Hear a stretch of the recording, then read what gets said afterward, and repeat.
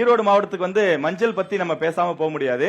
இப்ப மஞ்சளை பத்தி அப்போதைய எதிர்க்கட்சி தலைவர் முதலமைச்சர் அவர்கள் ஒரு வாக்குறுதி கொடுத்திருக்காரு. அதாவது மஞ்சள் ஏற்றுமதி மையம் தரம் உயர்த்தப்படும் அப்படின்னு சொல்லியிருக்காரு. இதுல என்ன அப்படின்னா தமிழ்நாட்டிலேயே விளையக்கூடிய மஞ்சள்ல 80% மஞ்சள் ஈரோட்ல இருந்து தான் விளையுது. நமக்கு தெரியும் மஞ்சள் மிக மிக ஒரு மருத்துவ குணம் கொண்டது என்பதும் நமக்கு தெரியும். குறிப்பா ஈரோட்ல விளையக்கூடிய மஞ்சள் புவிசார் குறியீடு பெற்ற மஞ்சள் என்பதும் நமக்கு ரொம்ப நல்லா தெரியும்.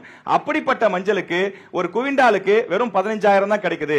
ஆனா 25,000 ரூபாய் வரைக்கும் கிடைக்கணும் அப்படின்னா அரசு இன்னும் அதற்கான கட்டமைப்புகளை ஏற்படுத்தி கொடுக்க வேண்டும், குளிர்பதன கிடங்குகளை ஏற்படுத்தி கொடுக்க வேண்டும் என்பது இங்க இருக்கக்கூடிய விவசாயிகளுடைய நீண்ட கால கோரிக்கை.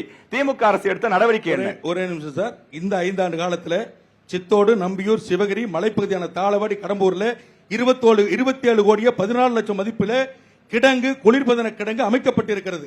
இந்த மஞ்சள் வணிக வளம் இருக்கிறீங்களா, அதில் தான் இந்த ஏற்றுமதி மையத்துக்கு கூடுதலாக 10 கோடி ரூபாய் நிதி ஒதுக்கப்பட்டு உள்கட்டமைப்பு வசதிகள் அதை வந்து சரி பண்ணி இன்னும் அதிகப்படுத்தியிருக்கோம்.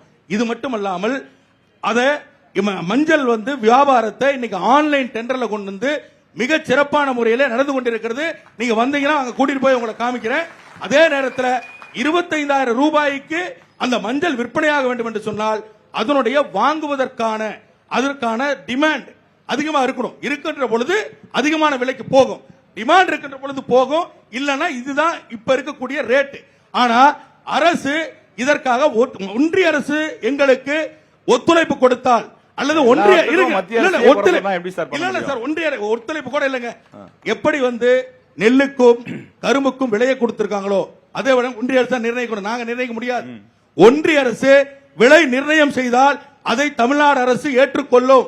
மஞ்சளுக்கு மற்ற இடங்கள்ல ஊக்கத்தொகை மாதிரி எல்லாம் கொடுக்குறாங்க, அந்த மாதிரி கொடுக்க ஏற்பாடு பண்ணலாம். மஞ்சளுக்குன்னு தனி வாரியம் அமைக்கலாம், இதெல்லாம் செய்யலாமே. இல்ல சார், அதாவது மஞ்சள் வந்து கோஆபரேட்டிவ்ல தான் இருக்கு. ஈரோடு மஞ்சள் வந்து வாரியம் தேவையில்லை. ஈரோடு கோஆபரேட்டிவ்ல தான், கோஆபரேட்டிவ் சொசைட்டில தான் மஞ்சள் சந்தை நடந்துகிட்டு இருக்கு. இன்னைக்கு மும்பைல உட்கார்ந்துகிட்டு இந்த சந்தையை ஆன்லைன்ல பண்ணிட்டு இருக்காங்க. அதனாலதான் இன்னைக்கு வந்து 15,000 வரைக்கும் போயிருக்கு. அதுக்கு முன்னாடி 6,000 7,000 போச்சு. இந்த கட்டமைப்பை உருவாக்கி ஆன்லைன்ல இந்த வியாபாரத்தை கொண்டு போய் மஞ்சள் வியாபாரத்தை கொண்டு போனதுக்கு பிறகுதான் இன்றைக்கு 15,000 18,000 வரைக்கும் போயிட்டு இருக்கு. அதனால இன்னும் வரும் காலத்தில் அதற்கு தேவையான கட்டமைப்புகளை உருவாக்கி இன்னும் மேலும் மேலும் வலுப்படுத்துவதற்கு எங்களுடைய திராவிட மாடல் அரசு உறுதியாக அவர்களோடு இருக்கும்.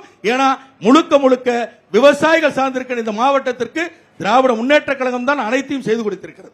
விவசாயிகள் பத்தி அண்ணன் சொல்றதுனால அதுல ஒரே ஒரு கேள்வி கேட்கணும்னு ஆசைப்படுறேன். இப்ப குறிப்பா அந்தியூர், பவானி தொகுதிகளில் அங்க இருக்கக்கூடிய விவசாயிகளுடைய நீண்டகால கோரிக்கை என்ன அப்படின்னு பாத்தீங்கன்னா தோணி மடுவு பாசன திட்டம். இது வந்து கிட்டத்தட்ட எம்ஜிஆர் அவர்களுடைய ஆட்சி காலத்துல நிலம் பார்க்கப்பட்டு அந்த இடங்கள்லாம் சரி செய்வதற்கான அந்த ஆய்வுகள்லாம் செய்யப்பட்டது.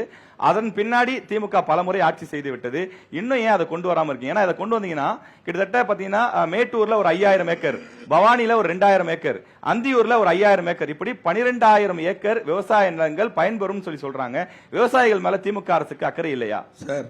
தோடி மடுவு திட்டத்தை பொறுத்த வரைக்கும் முழுக்க எங்களுடைய மாவட்டத்தின் அமைச்சர் அண்ணன் முத்துசாமி அவர்கள் அதை தன்னுடைய முழு முயற்சியிலே அதற்கான எல்லா பணியிலும் செஞ்சிட்டு இருக்கார். ஏன்னா இதை மிகப்படுத்தி சொல்றதா இருக்கும்.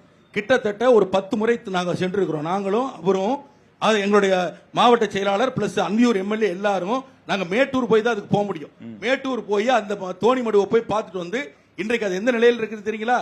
டெண்டர் விடக்கூடிய நிலையில இருக்கிறது. தயவு செஞ்சு 2021ல டேட்டோட சொல்றேன். டேட்டோட இருக்கு. 2021ல 5 லட்சம் ரூபாய் சட்டசபையில முதலமைச்சர் அறிவிச்சாரு. சொல்றேன். ஆனா 5 வருஷம் முடிஞ்சிருச்சு, எதுவுமே நடக்கல. என்னன்னு சொல்லிடுறேன் சார், ஒரு நிமிஷம்.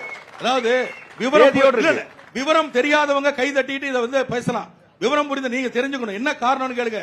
அது முழுக்க ஃபாரஸ்ட் டிபார்ட்மெண்ட்ல இருக்கு சார். தோணி மடுவுங்கிறது ஏதோ இங்க இருக்கிற தண்ணியை தூக்கி ஊத்துறது இல்ல. ஃபாரஸ்ட் எந்த கண்ட்ரோல்ல இருக்கு? ஃபாரஸ்ட் டிபார்ட்மெண்ட்ல கிட்டத்தட்ட பர்மிஷன் வாங்குறதுக்கு 1.5 வருஷம் ஆயிருக்கு எங்களுக்கு. பர்மிஷன் வாங்கி இன்றைக்கு தடுப்பணை கட்டுவதற்கு ஏற்பாடு பண்ணி 11 கோடி ரூபாய் ஒதுக்கப்பட்டு விட்டது பணம். டெண்டருடைய நடைமுறையில் இருந்துகிட்டு இருக்கு. அந்த தடுப்பணை கட்டின உடனே அதுதான் தோணி மடுவு திட்டத்தினுடைய முதல் படி. அதனால அந்த திட்டத்தை பத்தி தெரிஞ்சனால சொல்றேன். தோணி மடுவு திட்டத்தினுடைய முதல் படி அந்த தடுப்பணை கட்டினதுக்கு பிறகுதான் தோணி மடுவு திட்டத்தை செயல்படுத்த முடியும். நீ கேட்டு பாரு யார்ட்ட வேணாலும். இன்னும் ஒரே ஒரு விஷயம் சொல்லிடுறேன். அதே அந்தியூர் அம்மாப்பேட்டை பகுதியில் 70 ஆண்டு காலமாக பட்டா பிரச்சனை இருக்குது. நிபந்தனை பட்டான்ற பேர்ல அந்த பூரா ஜீரோ வேல்யூ பண்ணிட்டாங்க. 70 வருஷம் சார், ஒரு நாள் இல்ல 2 நாள் இல்ல. இன்றைக்கு கிட்டத்தட்ட இந்த 6 மாத காலம் உழைத்து இன்றைக்கு அதையெல்லாம் அயன் பட்டாவாக மாற்றி நேற்று கூட கிட்டத்தட்ட 1000க்கும் மேற்பட்ட விவசாயிகளுக்கு அந்தியூரில் போய் நாங்கள் பட்டா வழங்கிவிட்டு வந்திருக்கிறோம். அதனால விவசாயிகள் மேல் திராவிட முன்னேற்ற கழகத்திற்கு இருக்கின்ற அக்கறையை போல, எங்கள் தலைவருக்கு இருக்கின்ற அக்கறையை போல, எங்கள் அமைச்சருக்கு இருக்கின்ற அக்கறையை போல யாருக்கும் இல்லை. நன்றி சார்.